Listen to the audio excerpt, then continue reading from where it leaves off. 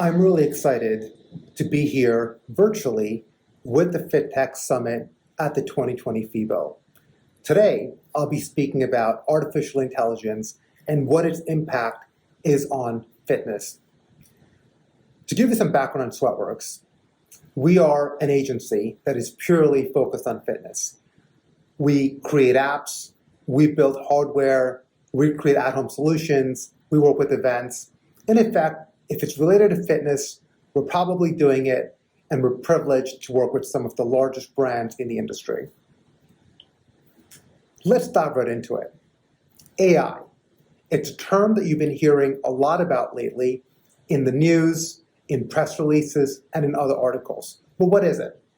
Britannica defines AI as the ability of a digital computer or computer-controlled robot to perform tasks commonly associated with intelligent beings. The term is frequently applied to the project of developing systems endowed with the intellectual process characteristic of humans, such as the ability to reason, discover meaning, generalize, or learn from past experience. Well, do we need it in fitness? That sounds all fancy and it sounds all nice and kind of sounds like technology that you want to do, but what value does it bring? Well, I want you to consider this. Consider that for most brands that we work with, and frankly, most brands that are in fitness, base their key metric around a user that engages their brand or works out approximately 3 times a week for about 45 minutes at each session. Well, if you expand that out to an entire week, that comes out to about 2% of your consumer's week. Well, what do you think the consumer is doing the other 98% of the time? Well, guess what? That is where the habits are being formed. If implemented correctly, AI can drive behavioral changes that can not only improve the workout experience and make the consumer or your member fitter, but also address and provide value to the other 98% of the time that they're not experiencing your brand. Ultimately, AI is here to stay, and it's going to help personalize the fitness experience for your users. Let's take a look at where AI is being used today. Just recently, Amazon announced its Halo band, which is an AI-driven band that doesn't even have a touch screen. It purely is focused on delivering carefully curated nudges around making you fitter, small improvements. Another brand that does something very similar is Noom, and Noom's been getting a lot of attention. Tempo is a hardware-based product that is focused on strength conditioning. And in Tempo, AI is used to do things such as correct your form, perhaps recommend new classes that you might take that might fit what you're doing. Aptiv has been at the forefront of digital fitness for a few years. Initially, they launched an audio-only based product, but about 1.5 years ago, they also introduced AI coaching. AI coaching completely customizes the fitness experience for the Aptiv consumer. Onyx is an app-based fitness platform that uses the front-facing camera, very similar to the iPad that I'm speaking into now, to give you form corrections and suggest form improvements to your workouts. I can tell you this, that nearly every digital brand that we are working with either currently has an AI strategy that they're going to execute on in 2020, or they have one planned for 2021. How does AI work? It's not as complicated as you might think. The fundamental point of AI is driven around data. AI works best when ingesting large amounts of data over a period of time. Now, you want that data to be actionable. You want it to be good data. You don't want any type of information that you might not use. And you also don't want information that is not relevant to your application. So you have quality data and you want lots of it. We typically recommend that you start with 4 to 6 points that you are interested in. The next part in data is how are you going to capture that? Consider this. An application like Tempo that is form-based and uses AI to improve your form has an AI-based camera as a part of their offering. And a lot of the applications in fitness today have really focused around form correction. But that's only one way of data capture. You could even capture data from a band that someone's wearing. It could be a third-party band that's not part of your product offering. But if they have an open API, it gives you an opportunity to ingest that data. You can also capture data from a consumer's behavior, whether that is them walking into your gym and looking at where they go within your gym. It could be how they're engaging your app and consuming your content. There are a lot of ways to capture data. The second point of AI is training. Training is an interesting term because we typically associate training with fitness, but AI also needs to be trained. In order to be effective, you need to identify rules and set parameters around how you want AI to work. And over time, and by looking at data, the AI platform will uncover trends and deliver results. Next is integration. Now that you have results from AI, you're submitting information into the platform. How do you integrate the results into your app or into the consumer experience? That could be by surfacing up a form correction in real time. As someone is working out, you're able to suggest form corrections to help them continue on with the workout in a healthy way. You're able to suggest classes that they might take that's going to improve engagement and retention. But you want to identify as many points as you can to customize the fitness experience for your consumer. And finally, it's the application itself. Think about where you want to surface it. We talked about in-app surfacing while they're engaged in a workout. We talked about the integration, but think about it outside of that. It could be an email campaign. It could be a push notification. There are several ways that you could think about how you want to surface data from AI. There are several areas that AI can be implemented in, and we've worked in all of these categories. One is in events, and we're going to walk through some examples here around event discovery and event management. Second is training. I've already spoken about how AI can be applied in training. Next is recommendations. This is one of the most popular applications of AI today. And finally, and I think the one that has the most potential, is analyzing consumer data and being able to apply your brand ethos and your brand lifestyle and your brand principles into that 98% of the user's time. Let's dive into events. How has AI been used in events today? One is course planning. In the marathon world, planning a course is a lot more complicated than just drawing a line for 26.2 miles over a city and saying, that's going to be my course.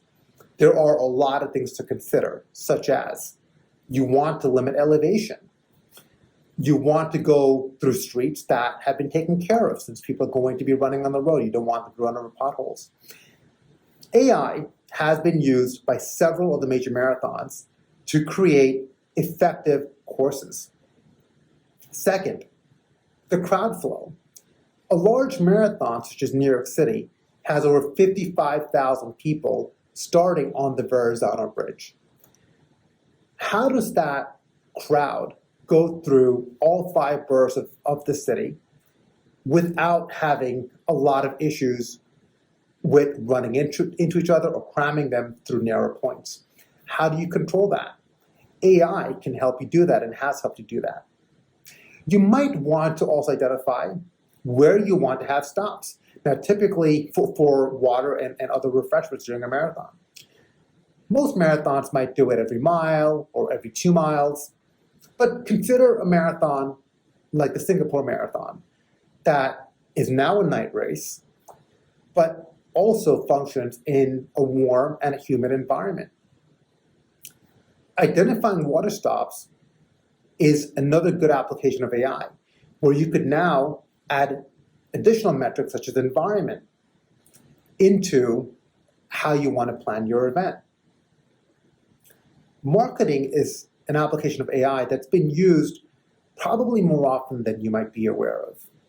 And that's where AI can drive things like brand recognition, logo recognition, and look to see how a consumer uses product throughout an event and tying that back to details about that consumer.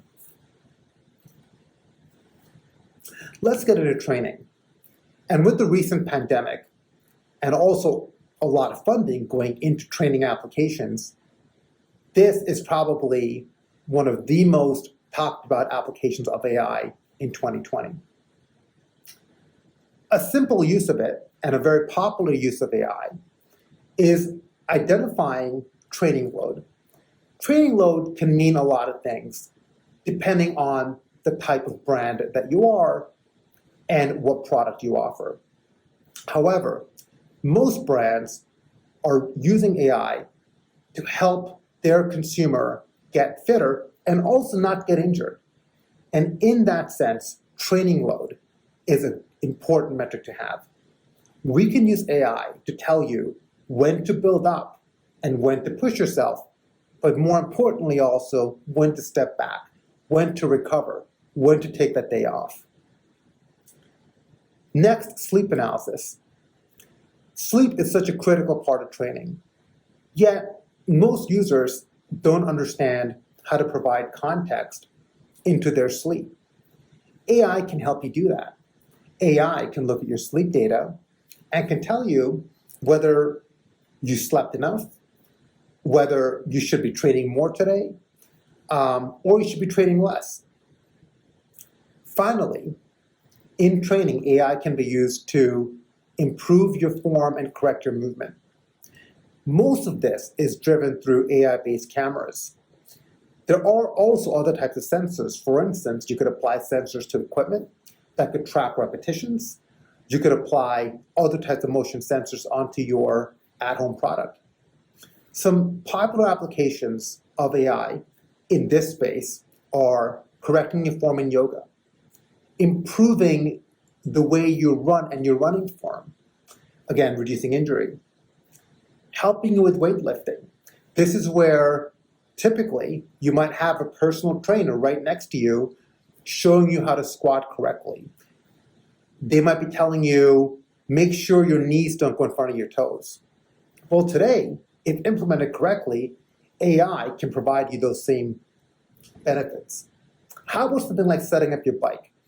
One of the most common injuries when it comes to either indoor cycling or outdoor cycling is getting your bike fitted correctly for you. Most consumers don't realize that. They hop on a bike, they ride, and they set it up to what they feel is comfortable, not knowing that it's set up incorrectly. Well, AI can help correct that.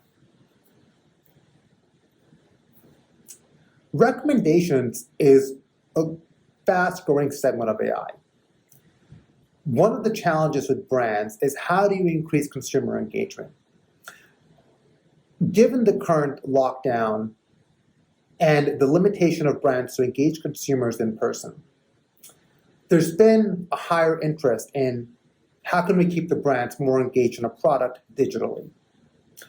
One way to do that is by increasing retention driven by AI. AI can help you identify areas such as what class to take next. That could be driven by classes that we can see where you have perhaps pushed yourself more in. Perhaps it's classes that are based on an instructor that you might like, or your favorite type of music. AI can also help you recommend classes that you need to take, such as if you are someone that does only cycling classes, AI can be used to tell you to take yoga, or maybe focus on meditation or some form of recovery. It can also be helped to use to improve engagement. Think about intelligent push notifications, where you might go out for a run using an app such as Strava, not even your product. But using AI, you could identify and know that my consumer just came back from a 5-mile run that he or she did on Strava.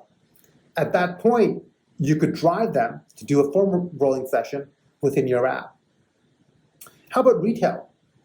Retail is a great way to improve not only brand recognition with your consumer, convert your consumers into being your brand ambassadors, but it's also a great way to connect with them outside of just the app. AI can really help drive their retail preferences by looking at instructors that they might prefer and by suggesting the outfits that they have, or by looking at the user's shopping habits.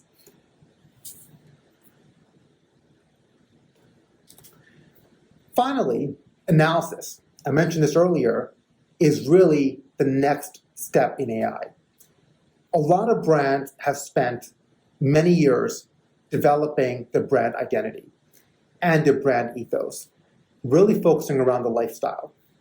Today's fitness brands aren't just about a boutique studio or a brick and mortar experience, but they extend far beyond that. They include things such as retail, they have an active social media presence, and most members experience the brand beyond just the class. You could see them wearing the brand, you could see them following instructors from that brand on Instagram. They're craving more data. With AI, you could help give them that. If you think about all the data that wearables collect today, or that the user might even collect on their phone using platforms like Apple Health or Samsung Health, most users don't know what to do with that data. So you've got these great platforms that are collecting loads of data, but the users have no context to them. By applying your brand ethos on top of that data, you could now curate it specifically to provide context to the user. And that's going to help you address that 98% of the time that the consumer is not spent on your platform. And that could help you drive additional user engagement outside of just the actual time spent working out. I want to take a few minutes to talk about how to implement it. So I kind of talked through some applications in various fitness areas and how AI could be used, but how does that work? And is it complicated? Well, the truth is that the barrier to entry for AI has been lowered over the last few years because a lot of partners and technology companies, such as Amazon and Microsoft and Google, have built fantastic infrastructures to help us implement it easier.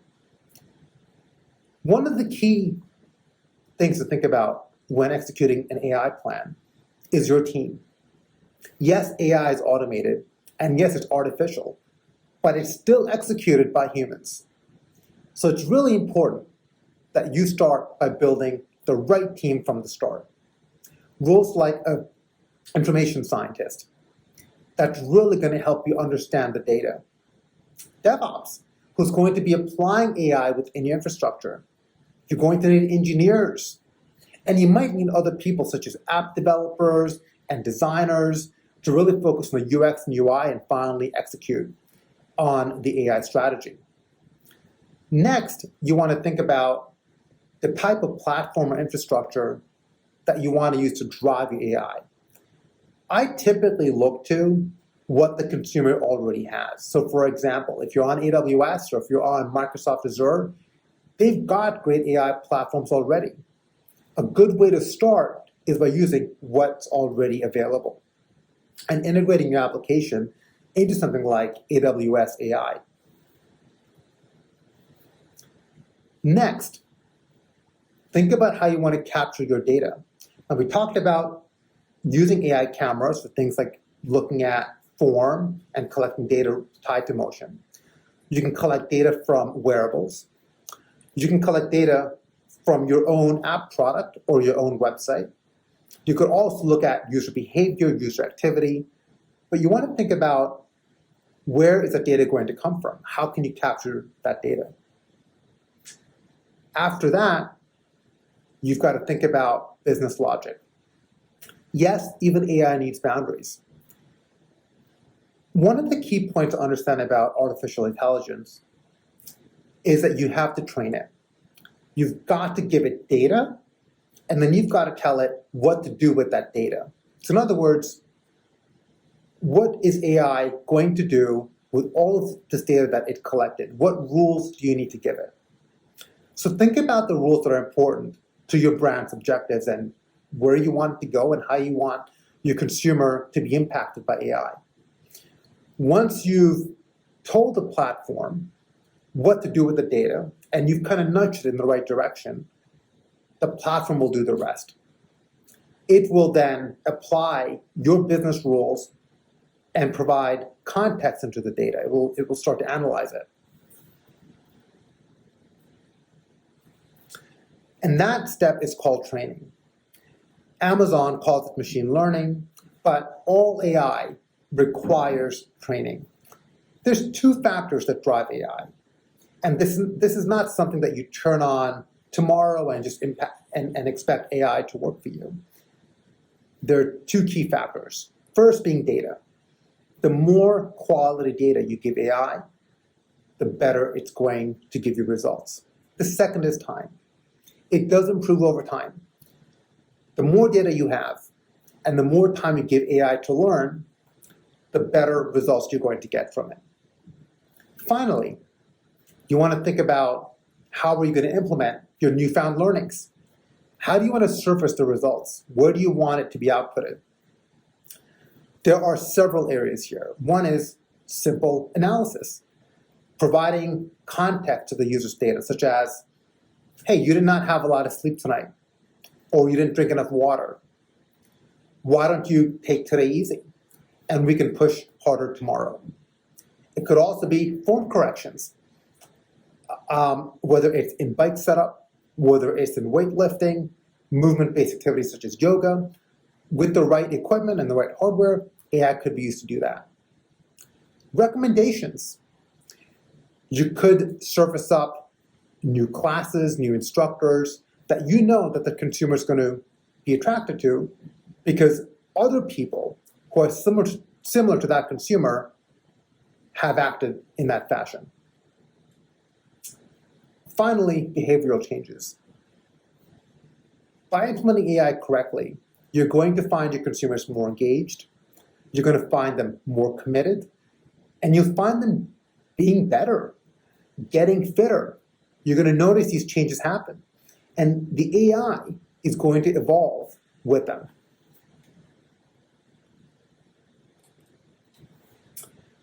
Finally, you want to measure results. How do you do that? How do you measure the effectiveness of your new application?